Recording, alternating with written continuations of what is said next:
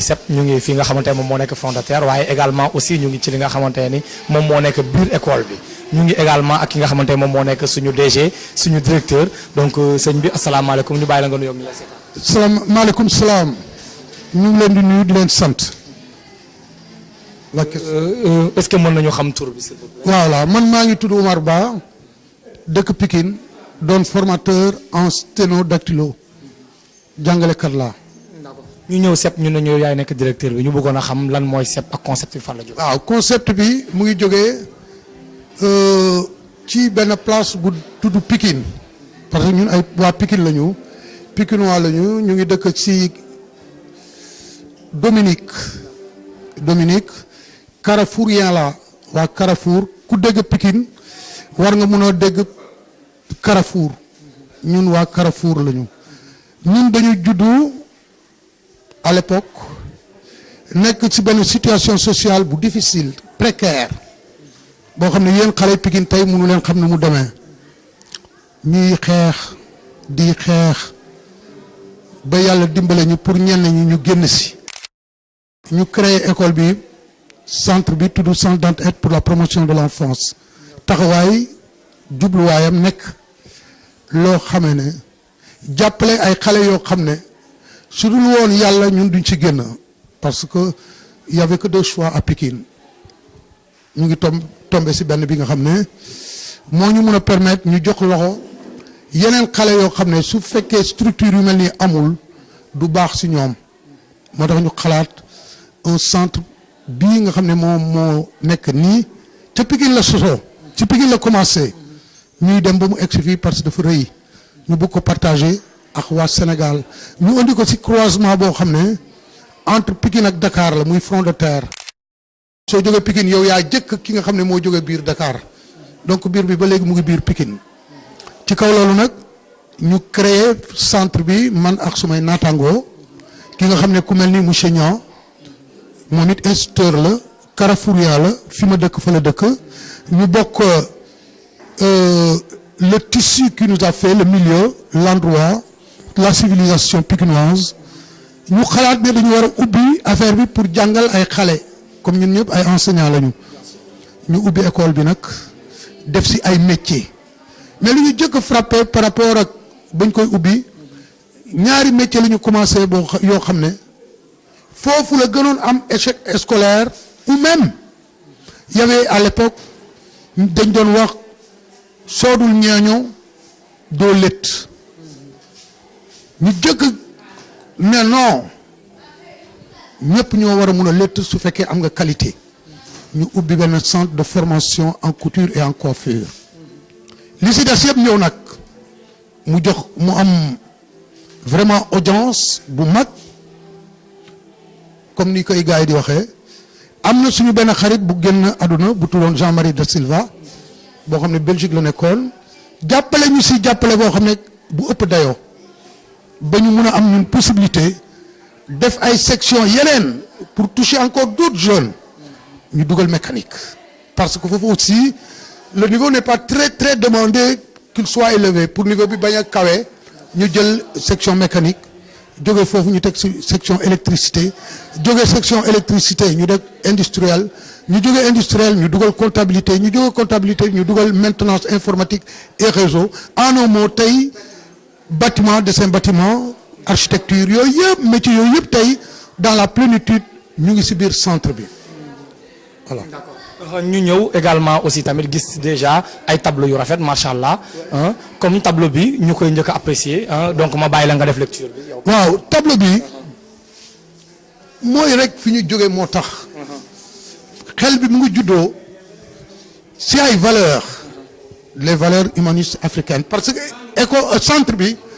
du centre du école mais turam sax dafa sore fi mu jógee gis nga waxoon nañ la ci kàmba gi la ñu jóge woon ci biir Pikine kàmba gi Petit Gorée Pikine waaye xam nañ ma xam nañu Petit Gorée xam nañu meew ku ci génn ku fa sangoo ci ñaar yi xamal ne su la yàlla dimbalee alhamdulillahi rabbil alamin la ñuy wax loolu nag moo tax ñu ne ñun li ñuy def inspiration bi mu ngi jógee dans les valeurs humanistes africaines. D'accord. xanaa du moom moo tax ngeen. moo tax lii submergé. mais nous avons tenu compte aussi sur les religions révélées, les 3 religions révélées, l'éthique des 3 religions révélées. Nous avons tenu compte aussi de toute civilisation, de tout autre apport civilisationnel et de la sagesse occidentale. loolu mooy soubassement philosophique wu affaire bii ñuy def. li nga xamante ne et cela veut dire. loolu soo fekkee mooy sa taxawaay. mooy fi nga teg sal tànk. mooy génne la seule compétition existante est celle contre soi-même. mooy tax xale yooyu la nga ñu la waxoon. ñoom ñoo laggi wala ñoo am gàllankoor ba mënuñu jàll ci beneen passerelle bi le cycle classique xale yooyu suñ fi ñëwee ñu inculquer leen un esprit devant la formation. deuxième bi nga xamante ni moom moo nekk objectif yi. loolu tax ñu inculquer leen des valeurs à partir des fondamentaux yi ma waxoon léegi ne foofu lay taxawaayu école bi ñu gis ne am nañu beneen problème savoir être savoir faire boo xam ne il faut mu am ay fondamentaux loolu tax ñu dugal esprit sapien après esprit sapien bi dinañ ci dem suñu paree si kii bi moom moo indi ñu ne xale yooyu fokk ñu xam ñun suñu taxawaay ci kaw société bi quelque part le monde est rempli de milliards et de milliards de personnes ñu ne ñun fii nga xam ne la ñu choisir front de terre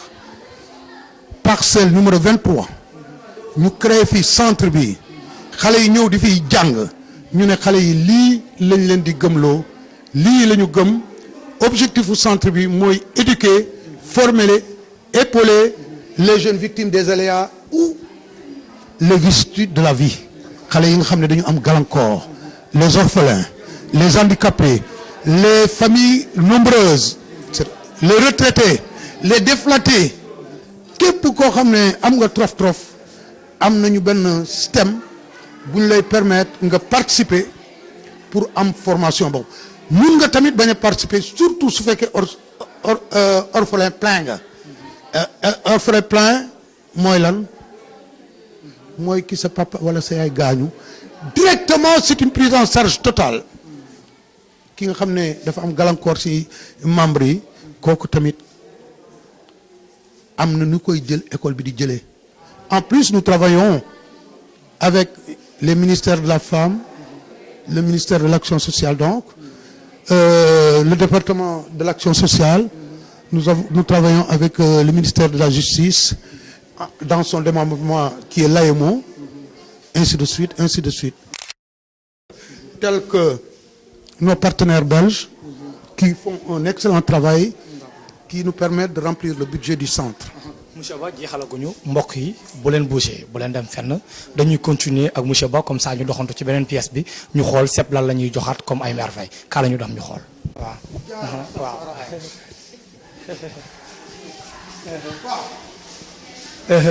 monsieur Ba dama wax tout à l'heure que dañuy doxantu dem ci beneen pièce bii également aussi tamit ñu fekk fi aussi tamit ay tableau yu rafet donc ñu commandé tableau yi s'il vous plaît. Voilà tableau yi. mën nañ waaw kii tableau buy wax ak doomu aadama yépp li nga nekk rek na nga nekk doomu aadama xooluñu sa xeet xooluñu sa am-am xooluñu sa man-man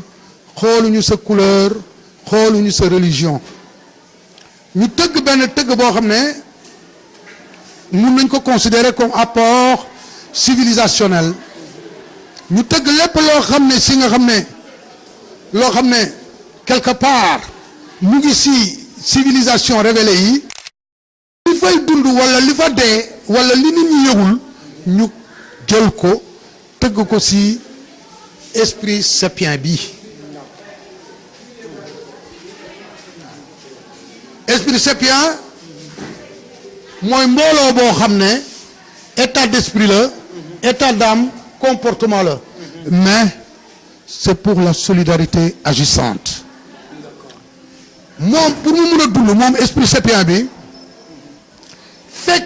fokk mu nekk su fekkee sapien nga fokk mu nekk ci ay fondamentaux référentiels ay xalaat ay moyen ay mbir yoo xam ne ñu ngi ko tëgg ci jëlee encore ni ma ko waxoon fële ñu ngi ko jëlee ci suñu parcours fa ñu jaaroon ba ñuy taal ba ñuy jàng di sondeel ba ñuy nekk ci àll ba ñuy nekk ci meew ba ñu nekk Petit Gorée ba ñu nekk Sanaria kooku Pikinois la ba ñuy nekk stade Amadou Barry fekk amul mur amul dara ba ñuy nekk Njaay Njoraan fële ca Amadou beneen stade bi Amadou Barry ba ñu nekkee foofu nit boobu defar woon moom moo nekk génne xalaat yii nga xam ne humanité bi soxla na ko te ça va à droite ligne avec la philosophie africaine, la sagesse africaine, dans laquelle nous avons un esprit de groupe, un esprit d'entraide et de solidarité, dans lequel le courage doit prévaloir, l'hospitalité, la teranga ou je sais plus, la teranga sénégalaise, le respect de la parole donnée. yooyu moo tax ñu tëgg mbir yi xalaat yi ba fële. mu mel ni buñ ko tënkee aussi tamit dañ ciy gis franchise, dévouement, pureté. mais justement moom la ñu bëgg a incarner à travers notre propre personne en étant autrement d'autres structures. Parce que dans les structures classiques, nous ne sommes pas une structure classique. Le directeur ne peut pas être donc un homme classique. C'est une structure de type non conventionnel dans lequel l'esprit yi nga xam ne moo koy tëgg di koy tulli fokk loolu nuroog la nga xam ne mbir mi la yaa gis kii soo gisee ki bind écriture yi benn xarit la Pikinois yi xam nañ ko des années 76 mu ngi doon football benn équipe Guney Zeng mu ngi tudd Ablaye Faye donc dinaay faral di partager ak moom philosophie yi nga xam ne moom la ñu dundoon ça veut dire avec tous les Carafouriens ñoom William Colly ñoom Jano ndem si yàlla bi ñoom Ñaa Mamadou moo yor jàkk actuellement jàkku sang suul moo fay naayim bi moom moo organiser foofu mooy organiser foofu Jaw Moussa ñooñu ñëpp ñoom ñooy mbooloo bi nga xam ne si ñoom lañu sukkandiku pour taxawal lii parce que ñoom it visiblement invisiblement ñu ngi si biir loolu lu koy firndeel kii toog léegi te ma leen doon wax monsieur Niang la le directeur des ressources humaines du centre moom Carafourien la moom moo doon ay boobu moo waxoon sànq en 1976 bi nga xam ne ñoom grand Peki Thiam ñoom grand Beau grand yu baax ya bàyyi leen Guney Zeng gaa yooyu kii entraîneur la ci woon moom entraîneur la woon foofu di football muy ci école bi mooy directeur des ressources humaines. D'accord. Voilà. mu mel ni ay Pikinois rek lañ fi fekk daal. mais waaye yow gis nga góor pire balaa nga nekk góor pire dañ la war a yóbbu stage Pikine mais pas Pikine léegi ah. lan mooy différence bi. mais yéen ñu fekk tabax yi pare kër yi am courant kër yi am ndox kër yi am douche kër yi nekk étage mais ñun la lañu fekkoon. mais loolu mooy sant yàlla bi loolu ngeen doon jàng. waaw mais justement donc. boo leen ko defuloon foofu également aussi tamit ñu ne leen góor yu démb yi njëriñu woon dara mais c'est normal que ñii liggéey ñeneen ñi ñëw dëkk. waaw moo tax ñuy delluwaat. si la seule compétition existante. est contre soi-même. looloo indi loolu. comme ça yéen amu leen lu ngeen ñuy wax. alhamdulilahi rabbil alamin ba ñu defee loola. ba ñu rayantee ba booy Pikine yi Pikinois yëpp conscient ne faay bi ensemble lañ koy réussir dans la solidarité dans l'entraide et dans la communion. alors jeune Pikinois yéen a ko déggandoo ñoo ko déggandoo loolu moom moo nekkoon message yu fort yi nga xamante ne ni monsieur Ba moom la ñu doon sandi waaye également aussi tamit mu nekkaale ñaax ndax ku déglu jàmbaar gi nga xamante ne ni lim na ko fii ku dégg jàmbaar yi mu lim dinañu xam ne aussi tamit ni Pikine ay jàmbaar ak ñoo foo dëkk Pikine ay jàmbaar ak ñun ñoo fa jógee aussi tamit également ñu ni doomi Pikine jàmbaar ak moom moo ñu wax monsieur Ba ci lan ngay daanele. li may daanele mooy lii centre bi am na ñaar fukki at ak juróom-ñeent. bañ ko sëncee waaye ñun ba ñu commencé jàngaleeg léegi am na ñeent fukki at ak ñaar. lu waral loolu. lan moo waral loolu parce que lu ñu sanc depuis ay années ba mu commencé dox aussi yàggul lan la woon lan moo nekkoon problème bi. non musul am problème dans la mesure où ñun dañ doon jàngale quoi. D'accord. alors dañu mujj bàyyi jàngale kii comme sacerdoce la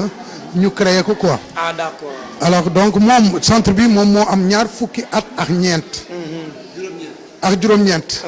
waaye suñu parcours personnel 42 ans la dans la formation professionnelle. D'accord, je comprends. Ok. yaa ngi gis donc ñun ñu ngi dooree la plupart du temps CEDEPS bu Pikine. centre départemental d'éducation populaire et sportive. ñun ak Mbaye Dione moo nekk le premier directeur. ñun ñoo joxe le premier contenu des CEDEPS lañ fa waroon def loolu daanaka soo seedee su demee ba ñu egg fii sax su la neexee nga ne fii sax CEDEPS la en vérité lu waroon nekk ci CEDEPS parce que li nekk ci CEDEPS tey du li nga xam ne moo tëgg CEDEPS. D'accord. ok li may ñaax booy les jeunes en général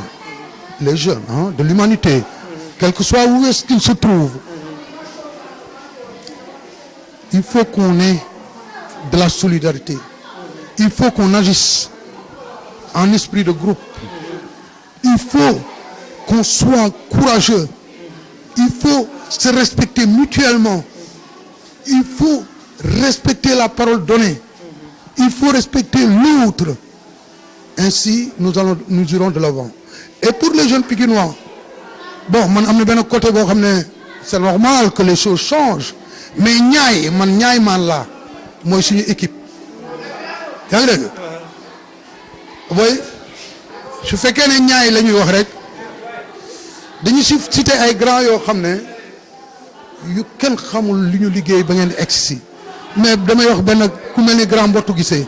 Seydou Ba Fofana bu nekk Hollande grand Coppa bu gaañu ñoom Lounès ñooñu grand yooyu ñoom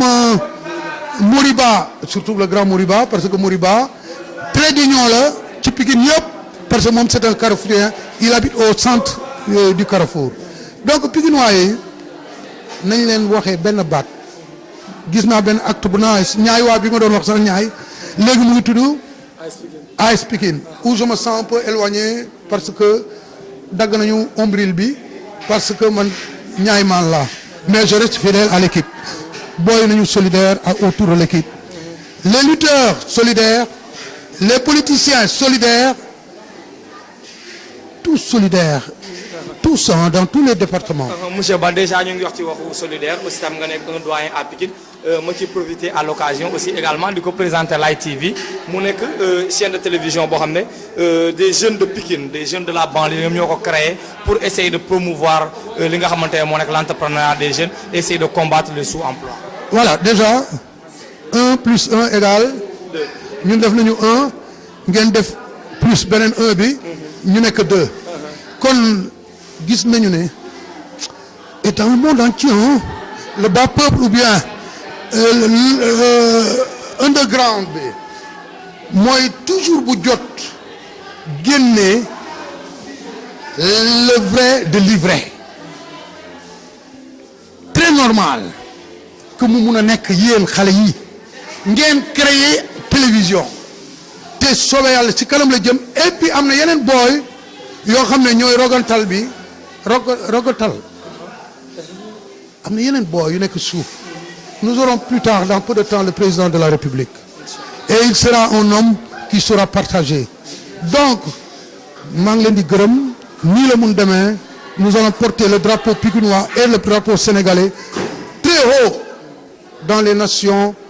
où le partage régnera où la solidarité régnera où l'entraide régnera simplement avec l'entraide bokk seddoo yëgante si lay lépp dem donc je vous prie dans votre socle le socle que vous devez avoir dans votre TV là doit être ce socle